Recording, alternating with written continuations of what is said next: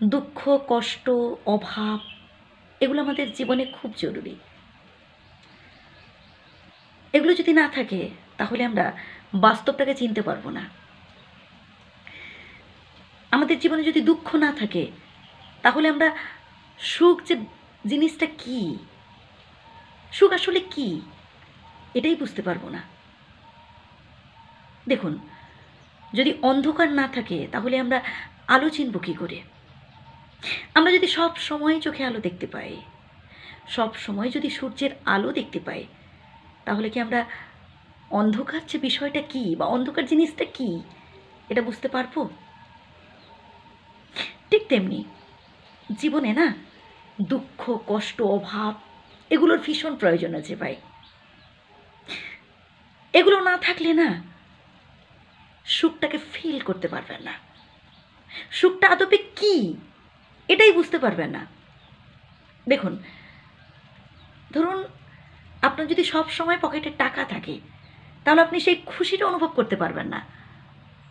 যে টাকা কাছে থাকার যে খুশিটা সেটা অনুভব করতে পারবেন না। কিন্তু ধরুন আপনার পকেটে টাকা নেই বেশ কিছুদিন, হঠাৎ করে আপনি টাকা পেলেন, পকেট ভর্তি টাকা, তাহলে আপনি তখন অভাবটা বুঝতে পারবেন যে টাকা না থাকাই কি কষ্টটা ছিল, আর টাকা পকেটে আসার পর কেমন ফিলিংস হচ্ছে এই মজাটা আপনি জাস্ট ফিল করতে পারবেন না। টাকা না থাকা আর টাকা থাকার মধ্যে পার্থক্যটা কি সেটা আপনি বুঝতেই পারবেন না। আর এজন্য মাঝে মধ্যে অভাব ভীষণ জরুরি। আপনার যদি অভাব না থাকে,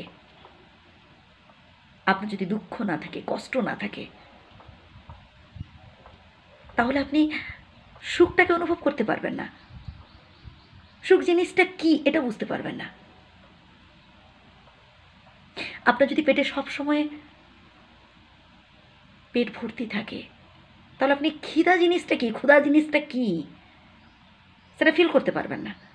আপনার যদি পেটে ক্ষুধা থাকে, আপনি অনেকক্ষণ কিছু খাননি, অনেকক্ষণ কিছু পেটে পড়েনি, একটা দানাও পেটে পড়েনি, তারপর যখন আপনাকে থালা ভর্তি খাবার দেওয়া হয় কি বাটি ভর্তি খাবার দেওয়া হয় তখন আপনি গো গ্রাসে সেটা খাওয়ার চেষ্টা করবেন, মানে মনে হবে যেন একসাথে খেয়ে নিই। এই যে আনন্দটুকু, এটা সম্ভব হবে তখন যখন আপনার